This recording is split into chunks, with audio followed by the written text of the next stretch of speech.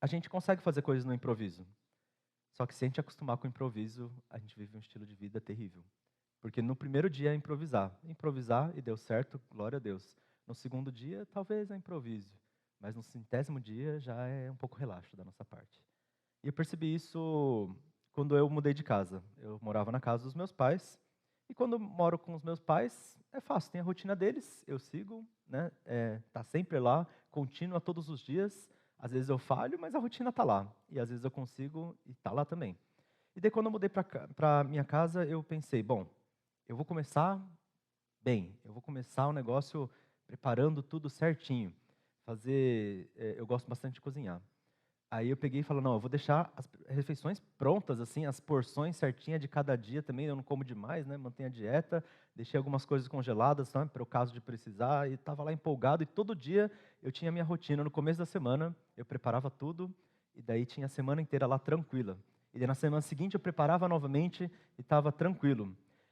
E eu não vi quando isso mudou, mas eu notei algumas semanas atrás, que todos os dias eu chegava na hora da refeição e falava assim, nossa, eu não fiz compra. Eu não tenho nada na geladeira. Eu acho que eu vou comer ovo. Ovo eu sempre tenho na geladeira. Eu sou maníaco por comprar ovo. Então eu tenho tipo umas 4 bandejas de ovo. Eu moro sozinho, né? Eu tenho umas 4 bandejas de ovo daquela de 20, assim. É muito bom. Atenção, gente. Ovo é bom. É, Mas eu percebi que o que mudou não foi a prática. Todos os dias eu como ainda. Eu ainda preparo a refeição, dá certo no final, mas não é a mesma coisa. Começou a perder um pouco do prazer de cozinhar quando eu tenho que chegar e me virar todos os dias com nada na mão, quando eu tenho que chegar e as coisas não estão prontas, preparadas certinho para o jeito que eu espero que as coisas cheguem. E o resultado não vai ser o mesmo.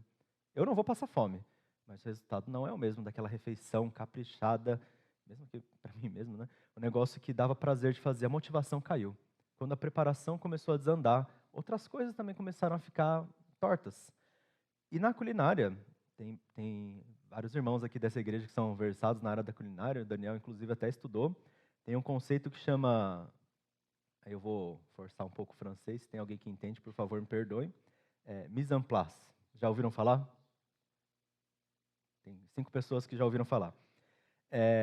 Mise en place é um conceito que significa, literalmente, colocar as coisas no lugar, colocar as coisas em ordem.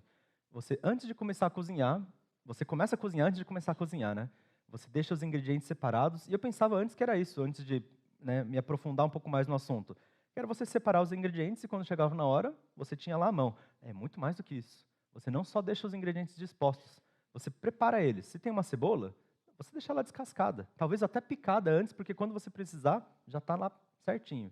Se vai precisar dos outros ingredientes, deixa na quantidade certa. Você está lá tudo à mão, preparado. Não só os ingredientes, prepara os utensílios antes, deixa tudo certinho. Tá o espaço que você vai precisar, deixa o espaço limpo. Deixa tudo preparado, porque na hora que você for cozinhar, não vai ter tantos imprevistos. E se tiver, você vai conseguir lidar com eles, porque sua cabeça não vai estar cheia de todas as coisas que você vai ver. Isso é um princípio que o pessoal, os cozinheiros, os chefes, eles seguem, o pessoal que faz adequadamente nos restaurantes de respeito, a galera tem que seguir esse tipo de coisa. E além de eficaz e bem ordenado, traz uma paz assim, no coração, porque os problemas, quando eles vêm, a gente consegue lidar melhor. E eu gostei desse conceito, desse mise en place. Eu não sou muito bom de seguir ele, como vocês perceberam nessas últimas semanas, a minha culinária não está muito em dia. Mas é muito interessante perceber quanto a preparação pode fazer diferença. Ela não é a finalidade, a gente nunca, né, separa os ingredientes só para deixar eles lá na mesa e depois ir embora e nunca mais voltar. A gente separa os ingredientes porque depois a gente vai fazer a comida. Para algumas pessoas, cozinhar é o prazer, para algumas pessoas, comer é o prazer, né? Mas a gente não prepara para motivo nenhum. Sempre tem alguma coisa que a gente faz para preparação. Eu lembro que a minha mãe, eu não percebi quando que isso aconteceu né, sempre tem aquela realização que você chega algum dia e você fala assim, nossa, eu sou minha mãe, eu sou meu pai, né? E eu achei que eu não era parecido com eles. E daí a minha mãe tinha uma coisa que eu odiava quando eu era criança. Toda vez que vinha visita, antes da visita vir, a gente ficava a semana inteira preparando. Não, tinha que arrumar a casa, tinha as coisas. E antes disso, a gente não tem nem sinal de visita, nem planejamento de visita, não. Deixa isso daqui, esse aqui é o kit de visita, se vier. Tá. Daí ela ensinava a gente certinho onde estavam todas as coisas. Eu achava trabalhoso, tinha muita coisa para decorar. E daí, sabe o que eu percebi? Outro dia chegou gente em casa e eu falei assim, não, eu tenho esse armário aqui, é o armário das visitas, Tem esse aqui que é o cobertor do Daniel, porque ele vem bastante, e esse daqui é o cobertor de outras visitas. E daí eu falei, nossa, quando que eu virei minha mãe? E eu percebi que quando não vem gente em casa, eu falo assim, nossa, esse armário não tem utilidade nenhuma. Ele fica lá ocupando espaço, eu nem uso no dia a dia. A preparação só faz sentido quando a gente coloca em prática. Mesmo quando alguma coisa no meio do caminho acontece de errado. Porque a preparação não é pelo resultado, é pelo que a gente espera fazer de bom. Esse tema que a gente está na nova série de mensagens. Começou na semana passada, o pastor Joel falou sobre escolhas, a gente tem o futuro adiante. A nossa vida cristã precisa muito de preparação com algo em vista. Esse tema, gente, é uma direção de Deus para nossas vidas. Na nossa vida cristã, a gente sempre tem que continuar ponderando, pensando e preparando, porque quando a gente está bem preparado, a gente vai não só com motivação e as coisas acontecem. Deus certamente vai agir no nosso meio. Deus certamente vai agir nessa nossa Holiness Suzano, na Igreja de Cristo, na Igreja do Brasil. E a gente precisa começar com isso, de preparação. O tema de hoje é preparação adequada. Como a gente se preparar adequadamente para alguma coisa. Esse foi o meu tema, versão português, porque eu ia chamar de mise en place mesmo, mas eu estava com medo de não pronunciar, e agora que eu consegui, eu estou viciado. Mas a gente tem que entender que assim como cada parte dessa preparação antes de uma culinária, de deixar os ingredientes separados, os utensílios prontos, o seu momento certo, até o tempo preparado, tem um propósito específico. E para a nossa vida cristã também. Nós devemos nos preparar adequadamente em cada parte do que a gente fizer, porque tem um propósito e esse propósito aponta para Jesus. O Senhor disse a Moisés, lá em Êxodo capítulo 30, junte as seguintes especiarias: 6 quilos de mirra líquida, a metade disso, ou seja, 3 quilos de canela, 3 quilos de cana aromática, 6 quilos de cássia, com base no padrão do santuário, 1 galão de azeite de oliva. Faça com eles o óleo sagrado para as unções, uma mistura de aromas, obra de perfumista. Esse será o óleo para as unções. Use-o para ungir a tenda do encontro, a arca da aliança, a mesa e todos os seus utensílios, o candelabro e todos os seus utensílios, o altar do incenso, o altar do holocausto e todos os seus utensílios, a bacia e a sua base. Você os consagrará e eles serão santíssimos. Tudo que neles tocar se tornará santo. Palavra de Deus. Palavra estranha de Deus, né? Quantos detalhes, quantas coisas, até para ler, pareceu repetitivo. Às vezes parece que a Bíblia tem umas perguntas que a gente tem e ele não toca no assunto. E chega nisso, eu não queria saber a composição, eu só precisava saber que tinha o óleo da unção, porque Deus, né, ungiu lá para específico para louvor dele, para adoração do Senhor. Por que precisa ter tantos detalhes na Bíblia? E ontem um pastor comentou numa pregação que eu estava assistindo, se está na Bíblia é importante. Eu falei, nossa, muito bem falado.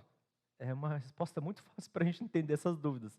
Eu não sei exatamente por que tem tanto detalhe, mas se está na Bíblia é importante. E daí a gente olha com calma. E a gente começa a perceber que isso são preparações. Isso é zelo.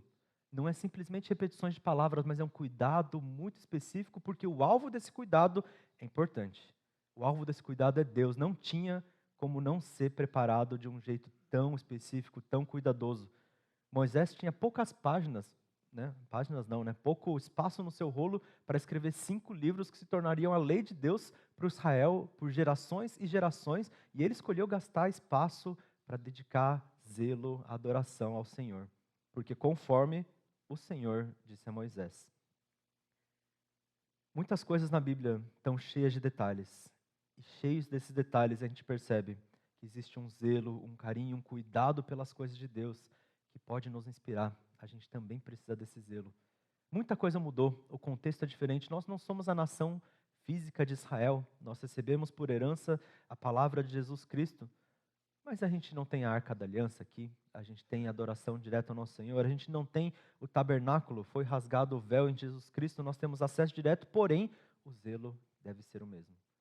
Todo esse cuidado, toda essa preparação tem que estar incrustada nos nossos dias a cada dia. O pessoal preparando as coisas da transmissão, do louvor, não está preparando um monte de detalhe à toa. Não é tanto faz. A gente prepara para louvar o nosso Deus, para a glória de Deus. Você se arrumou para chegar aqui, não é para ficar mais bonito para os outros falarem, nossa, você veio bonito para o culto, mas é porque a gente está louvando também o nosso Deus. A gente saiu de casa, fez o esforço, está aqui fisicamente, e glória a Deus, porque não teve transmissão, então quem veio a gente está tendo um tempo muito bom, a gente faz todas essas preparações, e todas elas são importantes. Pode ser que alguma coisa dê errado no meio do caminho, mas a gente fez elas e isso já é suficiente, porque o resultado vem de Deus.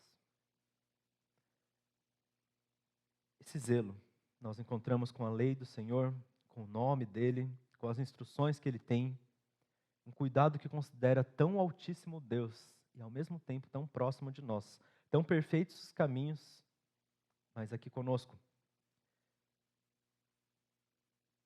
A gente vê nesse texto falando sobre mirra, sobre canela, cana aromática, sobre cássia, sobre azeite, e eu fiz questão de não pesquisar esses materiais só para ficar no oculto para mim.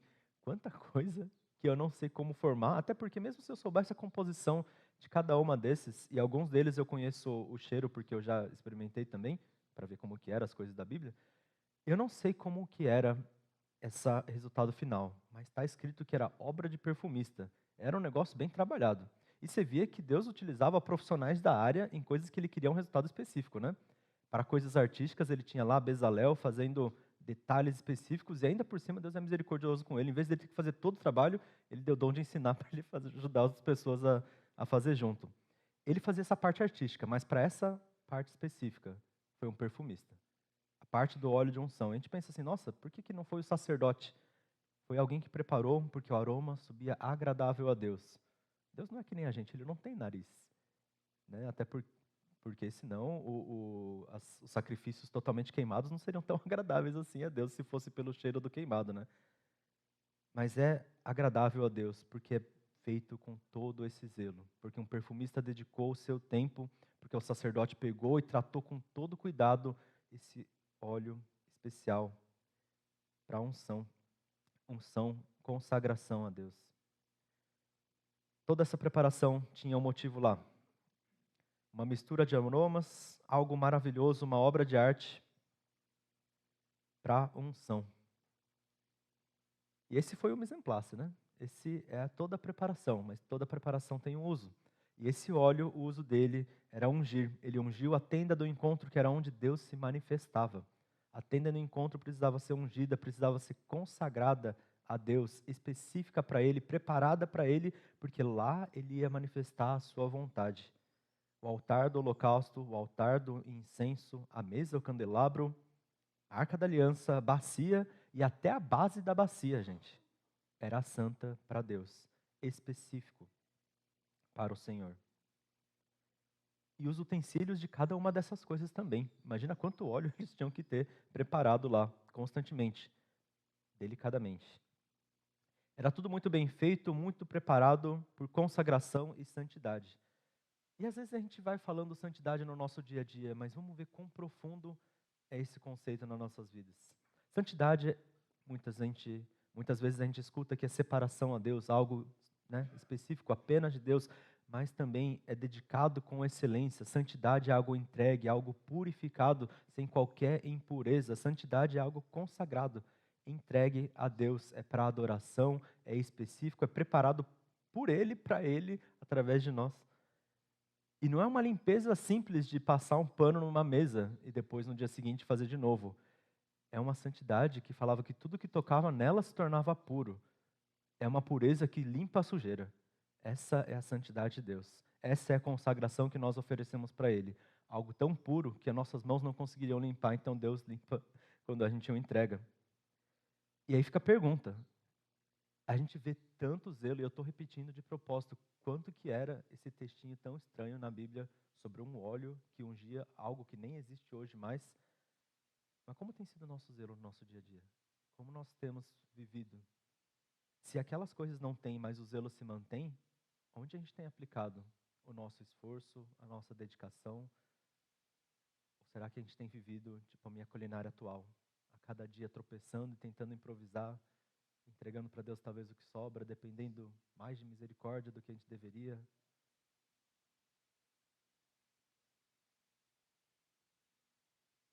Será que a gente tem tido cuidado específico, consagrado para as coisas de Deus, que às vezes parecem que nem são de Deus, né?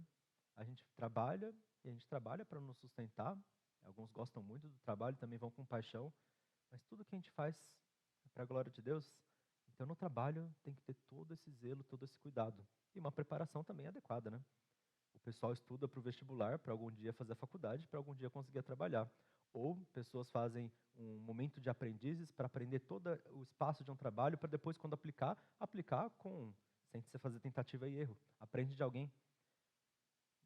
Eu gosto muito de cinematografia, então eu sempre acabo dando algum exemplo semelhante.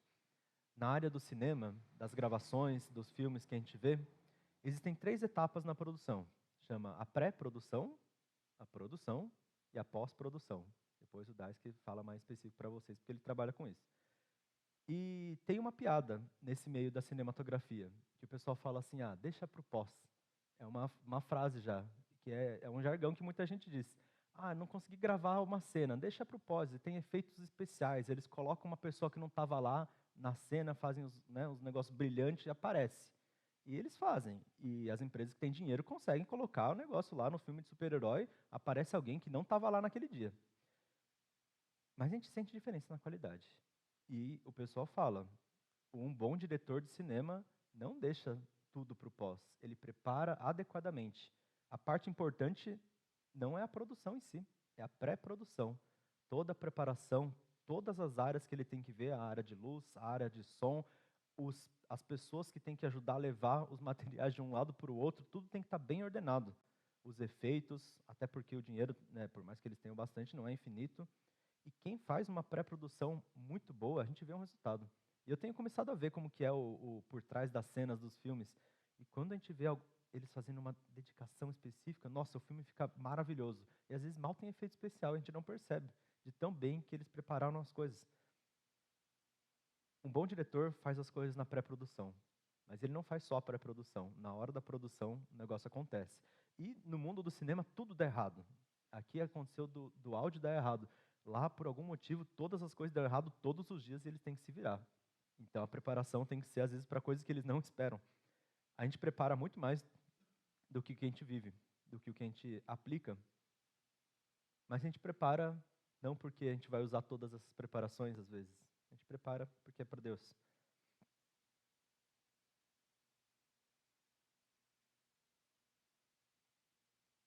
Será que nos nossos dias você tem preparado coisas para o Senhor? Nos ministérios na igreja, talvez, no seu trabalho, na sua vida de devoção?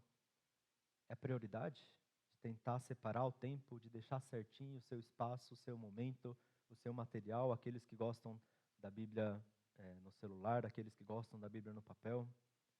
Você tem dedicado tempo para o Senhor em oração, com paz no coração, sem precisar atropelar os momentos do dia, do horário?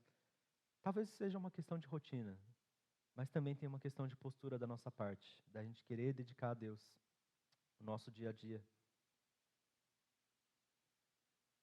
Estava chegando o dia da preparação. O dia da preparação é o dia anterior da Páscoa do Senhor. E é o dia que eles preparavam todos os elementos da Páscoa, que é a celebração mais importante para o povo judeu. E nesse momento, uma mulher se aproximou de Jesus. E ela quebrou um vaso de perfume caro. E ela derramou sobre Jesus. Ela se preparou muito tempo para juntar todo aquele perfume. Era caro. E ela tinha lá o seu trabalho para juntar. E talvez ela tivesse um plano específico para o que ela ia fazer com o perfume. E a gente não sabe tantos detalhes. Tem muitas teorias que eu não queria falar. Mas o importante é que diante de Jesus, ela só consagrou. Ela olhou e foi e derramou o perfume. E muitas pessoas criticaram, pensando, nossa, tem jeito melhor de usar, o perfume é caro, a gente não pode vender e alimentar um monte de gente. E aí Jesus falou, deixa ela em paz. Ele disse que ela fez algo bom. Lá em Marcos 14 está escrito assim, ela fez o que pôde, derramou o perfume em meu corpo antecipadamente, preparando-o para o sepultamento. Talvez ela não sabia o que ela estava fazendo com o perfume naquele momento. Talvez ela não sabia quão importante, ou até que Jesus iria morrer logo depois. Mas ela consagrou para Deus. Da nossa perspectiva, a gente não sabe o dia de amanhã. A gente não sabe o que vem. A responsabilidade dos resultados não está nas nossas mãos. O importante para a gente é consagrar. E daí, da mão de Deus, a gente vai testemunhar depois. Ele certamente vai fazer. Se a gente não tem controle sobre o resultado, se a gente não sabe o que vai ser do dia de amanhã, se não está na nossa alçada, então não é para a gente fazer algo para causar algo. A gente faz algo, porque Jesus. E Ele basta. O texto que a gente está lendo lá em Êxodo continua dizendo assim: unja Arão e os seus filhos e consagre-os para que me sirvam como sacerdotes. Diga aos israelitas: este será o meu óleo sagrado para as unções, geração após geração. Não derramem sobre nenhum outro homem e não façam nenhum outro óleo com a mesma composição. É óleo sagrado e assim vocês devem considerá-lo. Quem fizer óleo como esse ou usá-lo em alguém que não seja sacerdote será eliminado do meio do seu povo.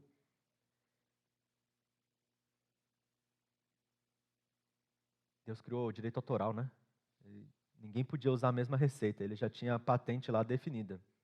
O óleo era tão importante que não era só aquela substância, era aquela composição. E era tão importante que a pessoa seria eliminada. Esse era o zelo. Era um óleo específico para um uso específico. Não é só qualquer coisa que serve como preparação. Se eu pegar qualquer ingrediente e deixar eles bonitinhos cortados, se não forem os ingredientes da receita, não vai sair a comida que a gente está esperando. Na nossa vida cristã, o que é para Deus tem uma receita específica. É segundo os seus mandamentos, segundo a sua direção. Não adianta a gente fazer qualquer coisa no nosso dia e falar que é para Deus. Tem que ser segundo a vontade dEle. Tem que ser coisas que agradem o nosso Senhor. Nossa vida com Deus é uma caminhada de santificação, é uma preparação contínua. Ela precisa ser específica segundo o propósito de Deus. Ela precisa ser consagrada somente para Deus. Muitas vezes a gente quer tentar pegar e falar metade, metade. Eu vou me alegrar porque eu estou fazendo muito bem, porque o meu status está aumentando, porque às vezes eu fico famoso entre os meus irmãos, porque às vezes eu pareço um pouco mais espiritual. E a gente começa a pegar o que era a glória de Deus e se alimentar dela, quando a gente deveria se alimentar do resultado da obra de Deus. Não adianta a gente tentar viver uma espiritualidade para qualquer outro que não seja Deus. Seja um outro Deus, seja nós mesmos. Não adianta a gente tentar ser mais espiritual para ser uma pessoa ética. Não adianta a gente tentar ser mais espiritual para ganhar o favor de Deus. E não adianta a gente tentar ser mais espiritual para parecer ser um bom crente. Ou às vezes achando que a gente está sendo. Porque a gente faz muitas coisas e a gente faz muito bem. A gente tem que fazer tudo o que a gente faz apenas e apenas para a glória de Deus. Mas a gente escorrega e nessa hora tem a misericórdia sim. Mas o nosso alvo é viver para a glória de Deus. Na sua oração antes da crucificação, Jesus, ele disse: chegou a hora, a preparação estava concluída. Ele fez o ministério e agora ele ia lá para a cruz. E na oração dele ele começou pedindo glória para ele mesmo de Deus, dizendo que com glória no nome dele ele ia glorificar também o Pai. E ele está falando que tem vida eterna para aquele que crê, e essa vida eterna para aquele que crê também é glória de Deus. A nossa salvação é para a glória de Deus. Ele diz assim lá na famosa oração em João 17: Pai, quero que os que me deste estejam comigo onde eu estou e vejam a glória que me deste, porque me amaste antes da criação do mundo. Foi antes da criação do mundo. A preparação já estava apontando para Jesus, antes de Jesus vir em carne, antes de vir a genealogia de Jesus, antes das coisas existirem, tudo já apontava para um alvo específico, e esse alvo específico iria e glorificou a Deus. Não só lá no passado, como até hoje, ainda aponta para lá, glorificando o nome de Deus através da obra de Jesus. A nossa vida tem que ser como esse óleo santo da unção. Porque esse óleo santo que foi usado para ungir o tabernáculo, a arca da aliança, para nós foi derramado algo mais santo que o óleo santo, foi derramado do Espírito Santo de Deus. E por isso a gente tem que ser santo. Mais santo ainda do que todos esses detalhes específicos e toda essa preparação que talvez pareça ser zelosa demais, mas é com esse espírito que nós temos que ter, com essa direção. Nosso contexto atual, mas com todo esse cuidado, com todo esse carinho, para louvor, para a glória de Deus. Nossa preparação precisa ter o único motivo que é o Senhor, ela precisa ser exclusiva somente para Ele, e ela precisa ser com completo zelo, com completo cuidado, porque é para Deus. Não é de qualquer jeito, não é dando desculpas atrás de desculpas, porque eu não consigo, porque minha rotina está difícil, porque está corrido, porque meu coração está um pouco vazio, porque eu estou sentindo esfriar a minha caminhada na fé. Essas coisas acontecem, mas elas não podem ser nossas desculpas. E quando elas acontecerem, a gente tem que orar e buscar viver uma vida segundo o Senhor. Eu já comentei com os irmãos em algumas outras pregações, eu tinha um hábito desde criança que é tentar me preparar meio que para tudo. E antes eu tinha tudo no bolso, né? Eu tinha sempre 15 canetas Bics, é um exagero, eu tinha 7, o que não é um exagero, estranhamente. Eu tinha realmente 7 canetas Bics pretas, transparentes no bolso, porque tinham que ser iguais, eu tinha uma coisa assim. Eu tinha vários papéis para usar a caneta, e eu só levava, e era peso que eu carregava para os lugares. Eu pensei que eu tinha abandonado essa vida. Eu estava feliz, pensando, nossa, eu estou ajustando as minhas rotinas. E daí ontem eu passei o dia inteiro em São Paulo, fora de casa, e daí eu percebi uma coisa grave. Eu olhei para minha mochila e tinham 4 blusas. Eu não usei nenhuma delas. Tinham 3 garrafas de água. Eu tomei um pouquinho. Tinha bebedouro lá, né? Tinham 2 baterias portáteis. Eu não usei nenhuma delas. Tinha uma câmera. Eu gravei 3 segundos. Do contrário ainda, errado. A mochila só ficou cheia. Eu só levei peso à toa para os lugares. Tentar se preparar para tudo sem ter um alvo em mente não é preparar para nada. Por mais que estava lá bem ordenado, e como eu já comentei outra vez, eu usei uma vez na minha vida essas canetas, foi no Dia das Mães de 2010 aqui na Hollins Suzano. E, nossa, não serve. Preparar para qualquer coisa é preparar para nada. Por mais que algum dia seja útil, não tem propósito nessas coisas. A gente precisa ter propósito nas nossas preparações. Eu não vivo a vida e durante a minha vida que eu vivo, eu tento glorificar a Deus. Eu tento glorificar a Deus e por isso eu vivo a vida que eu vivo, a cada dia. Cada um vivendo uma vida, porque cada um Deus chamou de uma forma diferente, com uma vocação diferente. Mas precisa ser apontando, especificamente, a gente precisa saber pelo que a gente está vivendo. Preparação sem direção não tem conclusão. Eu queria fazer essas frases que rimam para ficar na memória, né? A preparação sem direção não chega em lugar nenhum. Nossa conclusão é glorificar a Deus em consagração. Então, nossa preparação com direção é consagração a Deus. E aí volta a pergunta, como a gente tem vivido nossos dias? O que você tem feito no seu mise en place de espiritualidade? Na sua preparação contínua até a volta de Jesus Cristo?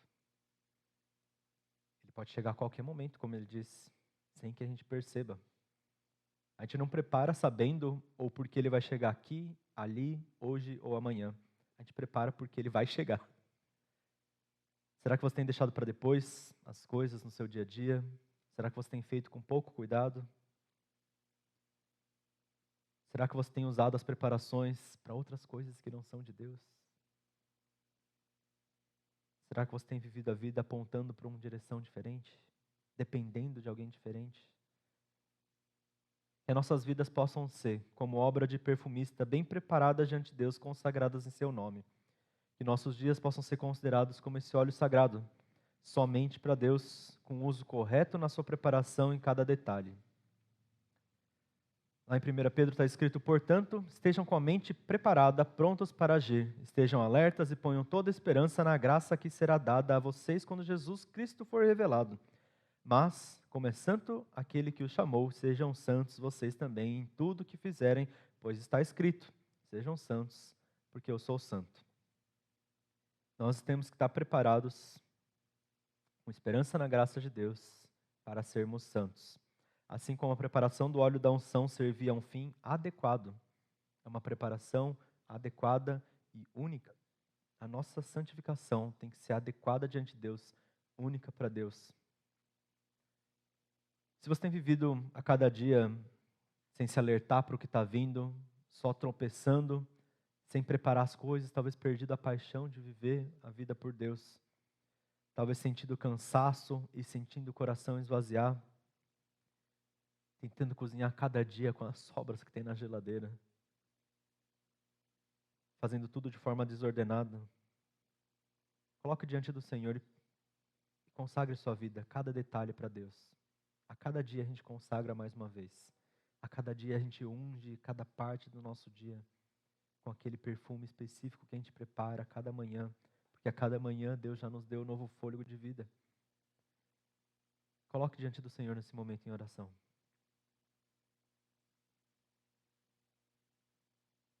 Se o vazio de preparar tantas coisas na vida te desgasta, te faz não saber onde usar, te perder propósito, não te preenche,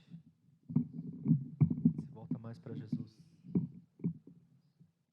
Coloca Ele em primeiro lugar. Tenha em mente para quem você vive cada parte da sua vida. Se tem alguém que ainda não entregou a sua vida completamente, se você está num cabo de guerra diante do Senhor, abre mão. A melhor coisa que a gente pode fazer é viver para Deus. Ó Senhor, nós colocamos nossas vidas diante de Ti. Cada um aqui numa circunstância, num momento, numa vocação diferente. Mas o Senhor é o único Deus entre nós. O Senhor é presente aqui. E o Senhor nos chama a viver uma vida de preparação consagrada a Ti. Nos ajuda nessa caminhada tão difícil que é relembrar a cada dia que o Senhor é o nosso Deus e que nós devemos viver com devido cuidado as coisas do Senhor, que o Senhor é nossa prioridade e que a preparação que a gente faz para Ti deve ser somente para o Seu nome. Por favor, ajuda, fixa isso em nossos corações e nos dá motivação, faz transbordar da Tua alegria de servir, de viver pelo Senhor em nossas vidas. Que a Holiness Suzano seja uma igreja transformada, consagrada a cada dia pelo Senhor e que transparece isso pregando, proclamando do Teu Evangelho que é Salvador, não apenas nas nossas vidas, mas de mais e mais pessoas que podem vir conhecer a Tua Palavra.